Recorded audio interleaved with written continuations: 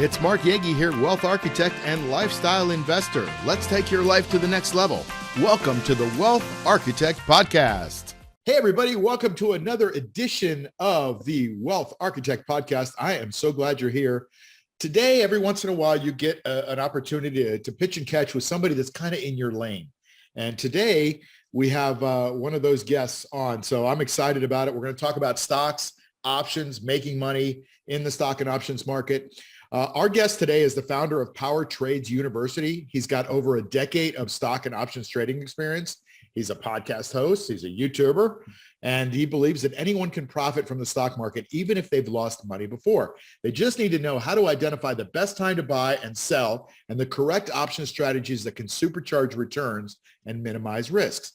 Now, this guest helps people go from nervous beginners to confident stock and options traders. We all love that. So not everybody's a beginner, but we can all learn from guests like this. So let's welcome Jason Brown to the show. Welcome, Jason. How are you? Mark, I'm excited to be here, man. So thanks for having me. So good to have you. Let's start a talk, just chat about this thing that I read before we got on. You started trading when you were 23? Yeah, I actually started trading really when I was like 21 years old. Okay. It goes back a little bit before that when I was 18 and, we kind of grew up poor. When I say poor, I always like to give respect to my mom. We had love, we had food, we had shelter, but financially. You were poor. We were broke. There we go. We were broke.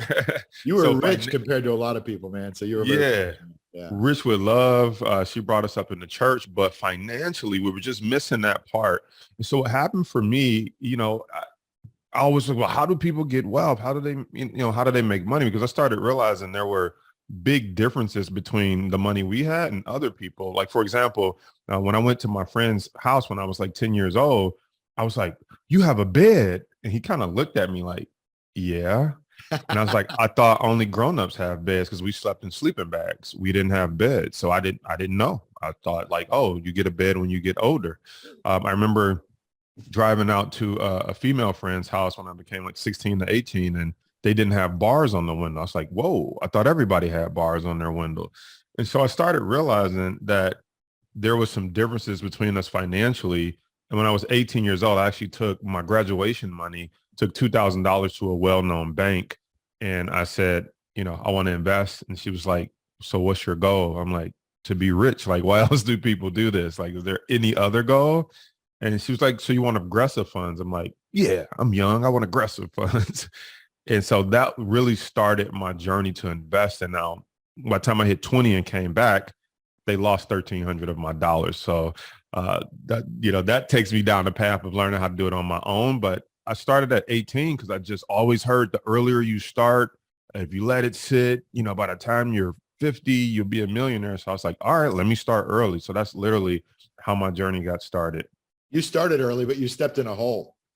Oh, man, I stepped in a pothole, just twisted my ankle. My confidence was hurt, because I went to the professionals because I thought the professionals don't lose money.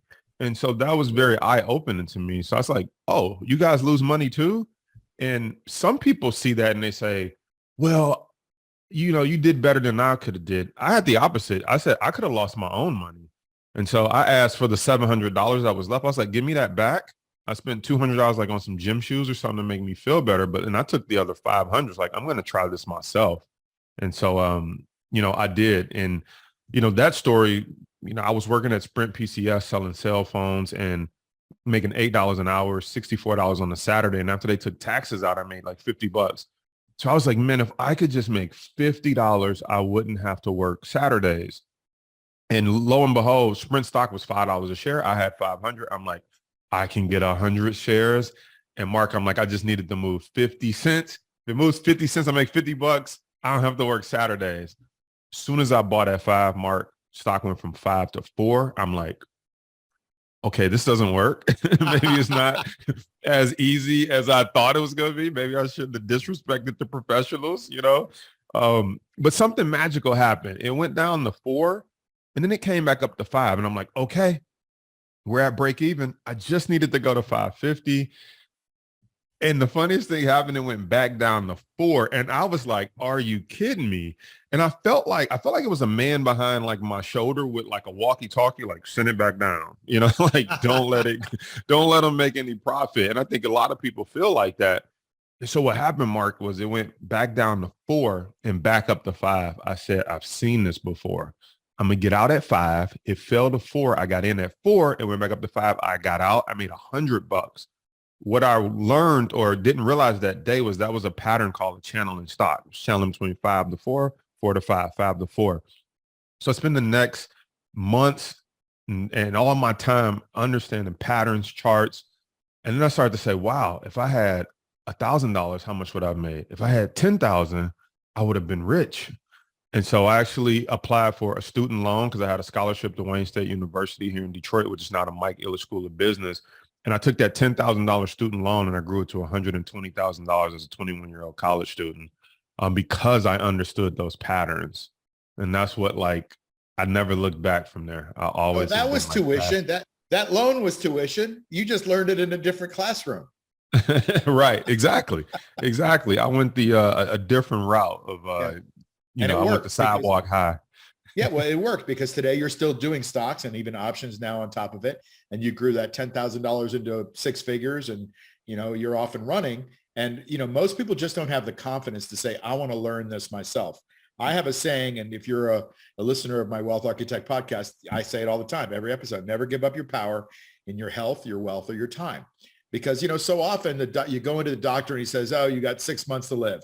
People, they live 5 months and 29 days and then they drop dead on the 6th because they gave up their power to the doctor, right? So we don't want to give up the power either in our health or our wealth. Gosh, we learned about that in the last few years, right? With our health. Now we want to take control of our wealth too. And you know what, Jason? I know you agree with me on this. They just don't teach us this stuff in school. Oh, they don't. And so I still don't know why. Yeah, we got to go in and then we got to teach people this stuff until they freaking make this as part of the curriculum. Because I don't know about you, I use money every day. I should know about it. But I had to go take electives and figure it all out on my own. This should be mandatory stuff. The Copernicus and the Romeo and Juliet and the Pythagorean theorem, that should be electives. Like I don't use derivatives today.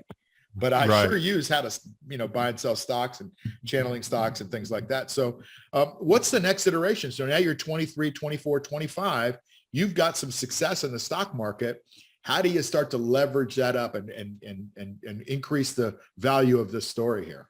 So here's where the story takes a turn. So I'm making $100,000 at 21. I do what any 21-year-old going on 22-year-old would do. I drop out of school. I'm like, why do I need school? Sure. I make more money without my degree and more money than most people I know working. So I drop out of school. I'm a full-time trader. Next 2 years, I'm also making $100,000. I go into year 3. I'm about 24 years old. And in Michigan, there's a city called Royal Oak. And so I'm like, I'm going to buy the ultimate bachelor pad. I'm going to buy a condo in this high-rise unit called the Fifth downtown Royal Oak, and I'm going to pay cash for it. All I got to do is flip this $250,000 into $500,000. So I risk $250,000 trying to make $500,000 and pretty much lost it all.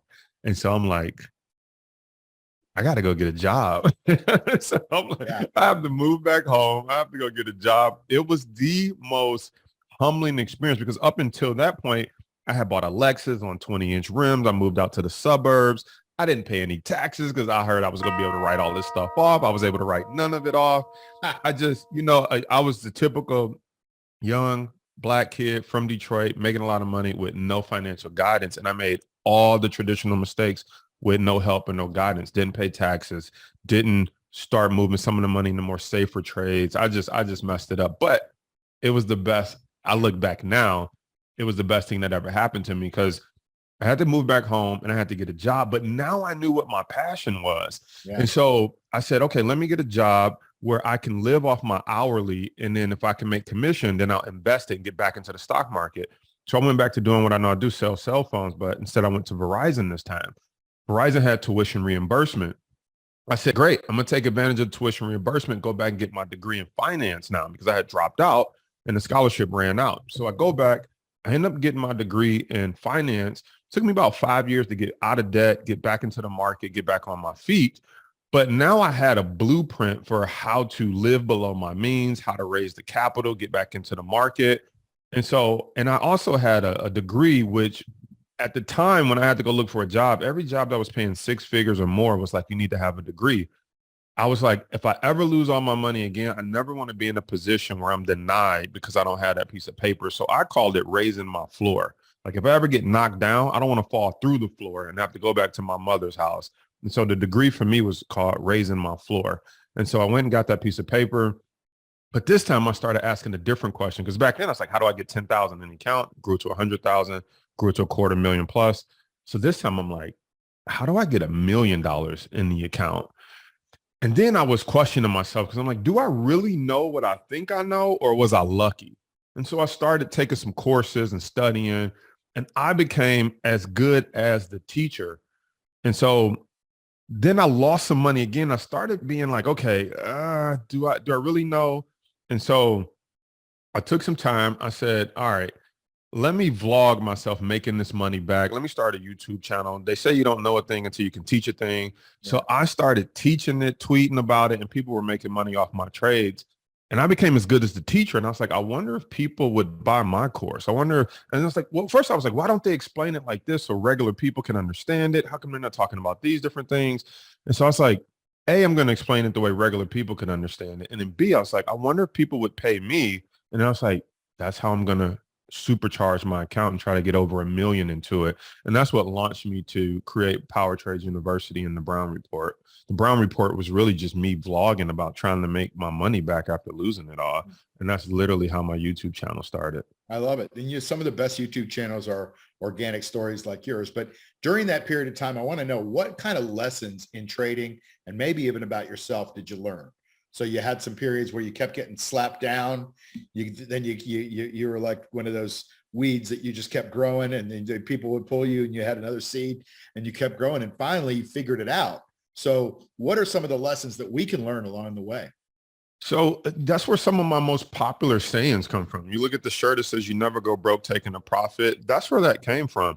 That time where I lost almost $250,000 pretty much. And then I had some other trades that just took the rest of the account out. But that time, at the moment, I was up like 50 or 75 grand and didn't take it. And that was where I started to realize, like, dude, you never go broke taking the profit. Like 75 is closer to putting the down payment down on that unit than trying to make it all in one trade, which brings me to my second lesson, which is no one trade is going to get you there. So you don't have to bet the farm or, need some one stock to go to the moon. No one trade will get you there, but one trade can wipe out your entire account. And so that's the other lesson I learned, which is one of my famous sayings to my members is like, make sure you live to trade another day. I didn't live to trade another day. I lost it all and I had to go back home. So now I teach people, take the small loss. Let's live to trade another day. Wait for the high probable setup, low risk time to buy, but the high risk return, and let's live to trade another day. So those are some of where a lot of my sayings and quotes come from. Was like me literally trading, losing money, and realizing, like, dude, you never go broke taking a profit. Make sure you live to trade another day. Take a small loss. All of those things came from just my real experience of winning and losing money in the stock market that really didn't have to be. And so now I'm like, if I could teach people these principles and mental concepts, because making money, you could read books and watch all the strategies all day, but if you don't have the mental capacity to be in this industry, that's where most people get took out from. It's like they don't have the mindset, they don't have the principles, and then they just come in and kind of look at it like a Las Vegas casino table and think it's just luck. And when they look at it like that, the house usually wins. Well, it's just too easy for somebody to click a mouse and invest $20,000, $30,000, $40,000 and not know what they're doing. They didn't have the foundation and the systems and the experience to be able to know it. They just think, oh man, Jason made a bunch of money. I'm just going to do the same thing. And hopefully if you're listening to this podcast, that, there's got to be a system to everything, right? I always say mindset is 90% of investing anyway, but you've got to have a system around it. Otherwise you don't know what you're doing. Like, because what happens, tell me if you agree, Jason, is like emotions take over and they make your decisions. And I don't know about you, but I make really bad decisions when I'm emotional. Like, oh man, Emotions in this game are horrible. And when you think about emotions, I agree that they take over. And you say, what are some of the things you learn? I'll learn trade the chart, not your emotions, or trade the chart, not your bank account. So someone will be like, I'm down 10,000. I got to get out. I said, trade the chart, not your bank account. Because what happens, just like Sprint was going from 5 to 4, back up to 5 to 4. If you looked at the chart, you may be down 10,000, but the chart may say it's a high probability chance it bounces right here, right where you're like, but I'm down 10,000. I can't take anymore.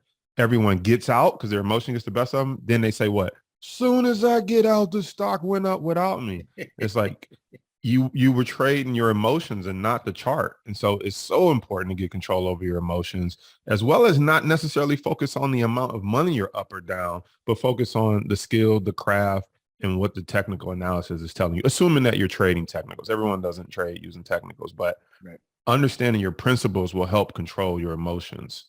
Yeah, I love it. All right. So before we get too far down the trading road here, let's back up a little bit. Let's give people a foundation on financial literacy, and maybe talk about some categories of financial literacy. And then maybe we'll switch into some more advanced techniques on options and creating income from the stock market using options. So let's start with those financial literacy concepts. Hey, it's Mark Yegge, author of this book on covered calls, here to tell you about my cash flow machine trading program that's designed to show you how I make safe, reliable income. Now, I shoot for 2 to 4% a month of income in my portfolio, and we have courses to teach you how to do this yourself or inside a mastermind community. And the best part of it is that it only takes me about 20 minutes a week, maybe to an hour to implement. Now, while 2 to 4% a month may not sound like much, I show you exactly how I took my IRA from $111,000 to over $700,000 in just 23 months without huge risk. Yes, I got a little lucky, I gotta say, but I'm not telling you this to brag, just to show you that you could do this too. So to learn more about this program, go to cashflowmachine.io, or better yet, go to this link to get access to videos and masterclasses that explain the entire process, the risks and rewards even more. See you there.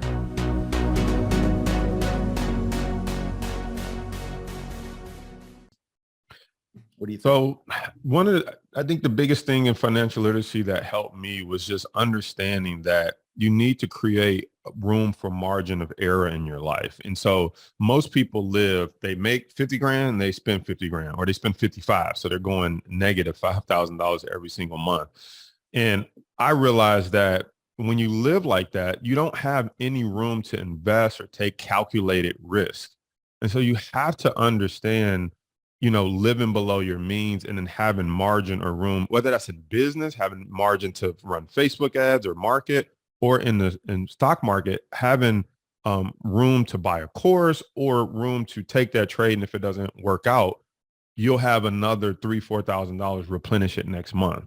And so that's a very important concept, because if you can invest $3,000, or let's just say $1,000 a month, but if you can invest $1,000 a month, if it goes wrong, you lose $1,000, it's like, that's okay. I get another chance at it next month.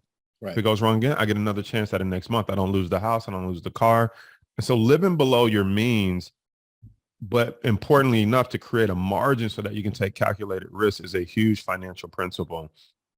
The other financial principle I think is super important that is not really taught in, I don't see anyone teaching it anywhere, is that you can have insurance on your stock portfolio. And a lot of people don't understand that. They just think it's all 100% risk. And I tell people, like, you have insurance on your car, right?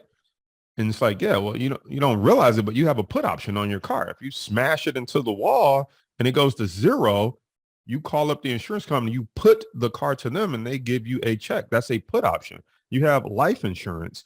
If you, God forbid, something happened to you, you can make your family whole. You could pay for the funeral. You leave your spouse or your kids some money behind. You have a put option on your life. When it comes to the stock market, we know the market moves 3 ways: up, down, and sideways. Most people only know how to buy low and hopefully sell high. No one really talks about having insurance for when the market crashes, for when a pandemic hits, for when someone flies a plane into the World Trade Center. People just think it's either going to go up or I just lose everything. And that's not the case. And that's what I thought. Had I had insurance back when I lost that $250,000, I might have made way more money from the stock falling. And so that's a wealth principle that's not really taught, is that you can actually buy insurance for your investment portfolio, and almost nobody's doing it. Your financial planner isn't usually telling you about it. They're just telling you, just keep averaging in and wait 40 years, it eventually comes back. But it's like, or I could have had insurance that would have made me whole this year, and then I would have been profitable as the market comes back. So that was something that was huge for me. Yeah. You notice that I'm not talking very much, right? And if you listen to my podcast before, you know that I talk a lot. But in this case, you're saying everything that I completely agree with and believe in. I have a program called the Cashflow Machine where we do covered calls, right? And that's insurance on a portfolio, and it also happens to be something you can make money on. Exactly. I call that the rental income strategy. Exactly. You own some stock and you sell rent our covered stocks calls. out. We rent our Amazon. We rent our. So it's. Yes. But you go to your typical brokerage firm, and I used to be a broker, and my firm, one of the reasons I started my own firm is because my original broker wouldn't let me sell covered calls against the stocks for these people. And all I did was they would recommend a stock, and it was my job to put it in their portfolio. And then I would watch it go down by 50%. And I'm like, what if we just created a couple of percent a week, and this, no, we're not going to do that. Options are risky, right? So it's not what you don't know.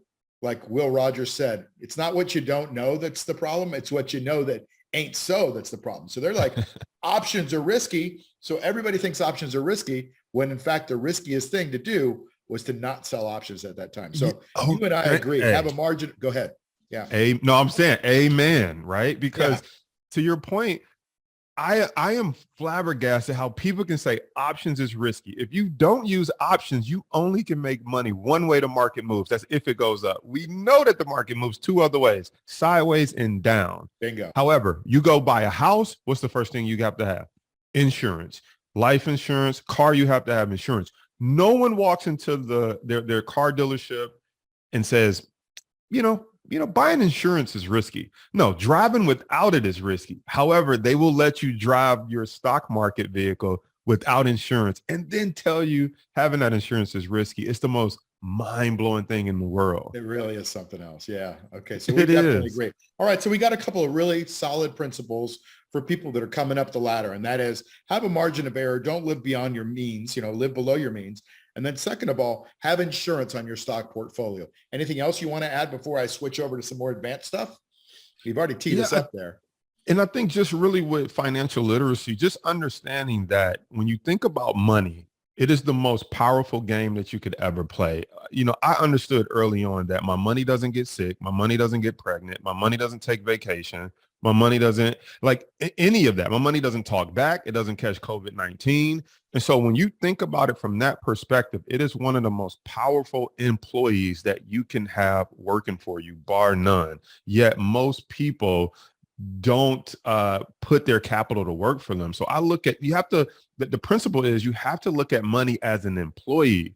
And if you can stop working hard for it, you can learn how to have it work hard for you. Most people, they work for their money. You're employed by Benjamin Franklin. You're employed by George Washington because you're working every day to get that money. And we have to work, but you have to get to a point where you tip the scales and your money is working hard for you versus you working hard for it.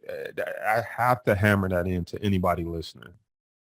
I mean, it's good. Well said. Well said. And one of the things that you mentioned, we talked about before, is how emotions are the enemy of the trader. I always believe that, when emotions go up, intelligence goes down, and vice versa. So, one of the biggest emotions we have is fear, right? And I think fear is wired into our brain in trading the opposite way, right? When we make money, we fear that we're going to lose it, so we sell, right? But when it goes down, we should have fear, but instead we get greedy and we average in, we buy more, which we know is a mistake. So how do we harness that fear? How do we get control of it before it gets control of us, Jason? So, there's all these acronyms for fear, but probably the most famous one is false evidence appearing real. And for me, getting control of fear was really understanding what happens if I lose money, because no one really fears making money, But I think if you can get control of what happens when you lose money, then you can move forward without fear.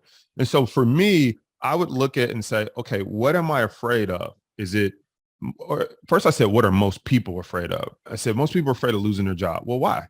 Because they really don't like their job anyway. So why are they afraid of losing it? It's Good like, question. it's like, oh, they're not afraid of losing their job. They're afraid of losing their income. I'm like, why are they afraid of losing their income? Because they use that income to pay for the car, pay for the house. I said, okay, so if we were back in Amish times and we lived just on the farm, you wouldn't really care if you got let go from your job, right? And you're like, okay. So now you have to think about, how can I remove losing, my basic needs, which is food, shelter, and transportation. That comes in the form of trying to pay off a car, pay off a house, or maybe you don't need as fancy of a house. You just need something to get by so that you can create that margin. And so once you create that margin, you realize I have nothing to lose. There's nothing that can be taken away from me, which allows you to navigate risk a little bit more confidently. And so people have to understand what's really at risk. And the other thing I used to ask myself or tell myself is like, okay, if I don't go after this, because some people say, well, that's good, but I love my life. I have a house and a car. And so I said, okay, if I don't go after this, I'm already living failure. And a lot of people don't realize that they're already a living failure. Not mean they're failing in life. Meaning if you don't try your hand at the stock market, this is what life is going to be like. You're going to get up, you're going to go to work, you're going to get 2 weeks vacation. I mean, that's not bad, but you're already living failure. So you're like, if this doesn't work, this is the worst it can be. I have a good job. I have a degree. I think once you understand that, then you start to look at the opposite end and says, but what if this works? If this works, I can live like nobody else. I can vacation like nobody else. I can really get the house I want versus the one that I can afford, right? And so you have to, but this is all mindset stuff. This is all mindset Absolutely. stuff. And so once you get a hold of that fear, you can start to dream again and realize this is good, but it doesn't get any worse because I can always get a job. And so I trade like, I trade so confidently now because like, okay, worst thing happened, I'll go get a job. It's not that bad, No, what's that? And in this country, you're never going to be starving. You're never going to not have a cell phone. You're never going to probably be on the street unless you want to be. Maybe, I don't know. There's people that are unfortunate that are on the street, but like we have a lot of benefits in this country. There's people that are going to pick you up when you fall. And so that fear is often just coming from the limbic system. It's unfounded fear. So that's the internal fear. But I want to talk about another kind of fear. And that's one I get from a lot of students. And it drives me crazy because I rail against this. But what about those external fears? The fears that when you flip on TV and you see Kramer on there telling you, sell, sell, sell, right? Or you should do the opposite, but anyway, that's a different issue.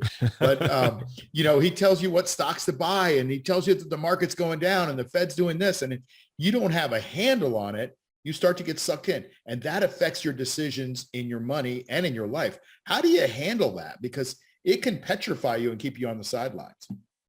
So that's such a great question. And one of the things I realized was that you have to turn the TV off. And you have to believe in yourself. We always are turning on the TV to hear what someone else has to say. And we forget that Kramer has a job. Kramer has a job. It's to entertain. If you take Kramer out of it, take the news. What is the news job? The news has a job. People think, oh, the news job is to inform me. Absolutely incorrect. No way. The news job is to keep you watching all day. Okay, so now we know. Why do they need to keep, because I like to dissect stuff. Why do they need to keep you watching all day? Because people run ads on those commercial breaks, and that's how the network makes money. Okay, great. So how do we keep people watching all day? Fear. No one tunes in and watches all day. Everything's fine. Nothing's going on. Every show is like, you won't believe what Russia just did. The market in turmoil. Is it a good time to buy, and what this means for your portfolio and why you might not want to do it? Breaking news. Oh, it's never breaking news. Everything's fine. Breaking news. Everyone's making money. Life is good. Never seen that. Never. Even when interest rates were low, there was never breaking news. Best time to buy a house. It was like breaking news. They can't keep rates this low for too long, right? It's even when it's good, it's negative. Once you understand that, you like, got it. They trying to program me. Their job is not to help me make money in the stock market. Their job is to keep me watching TV. Once you understand that, you get the remote and you go, boop. Yeah. Now, what do I believe about the stock market?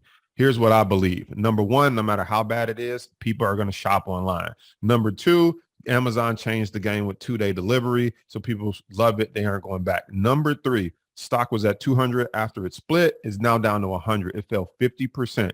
It is not going to fall another 50% because if you average that, that would mean the stock fell 75%. We forget they still have a core business, Amazon web server, 2-day delivery, the best e-commerce platform. So we forget all of those things because we're watching TV. And once you understand basic business, it's kind of like a house. It'll never go to zero. Why? Unless people stop needing a place to live, you will always have some value in that land and in that house. And so you have to start thinking for yourself. And once you can start thinking for yourself, you're not turning to these people. And there's people you can turn to, but I just think most people's common place to turn is the news, which is all about fear mongering. And so I barely ever watch CNBC, not because I don't like it, or when I do watch it, I watch it to see, okay, how can I take what they say and really explain it to people so that they could be thinking about it in a different way? But I don't watch it to be like, what am I going to trade today? I love it. I love it. I think that's probably a good place to wrap up. So turn off the TV and believe in yourself, everybody, says Jason Brown. So Jason, listen, you've got a lot of nuggets of wisdom that are coming out. So I really appreciate it. And where can people get more of this nuggets of wisdom from you? How can they find out more and work with you?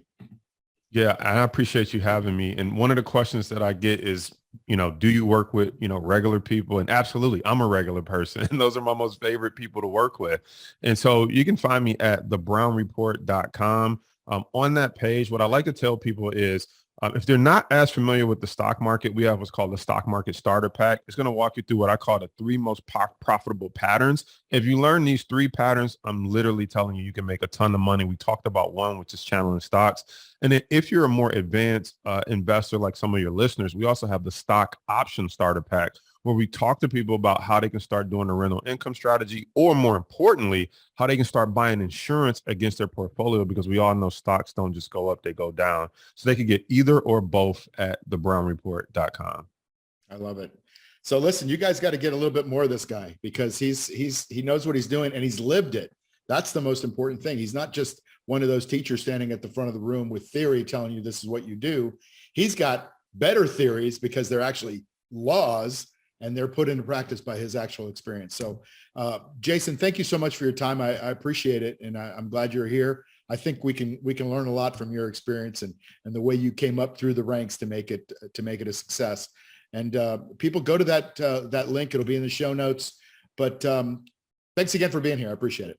Mark, I appreciate you. Thank you. And those of you listening and watching, remember what I always say: never give up your power in your health, your wealth, or your time. Have a great day, everybody, and see you next time. Take care. You've been listening to the Wealth Architect Podcast with Mark Yegge. Follow us on iTunes, Spotify, or wherever you get your podcasts. Like and subscribe on YouTube. Share and tell your friends. See you soon.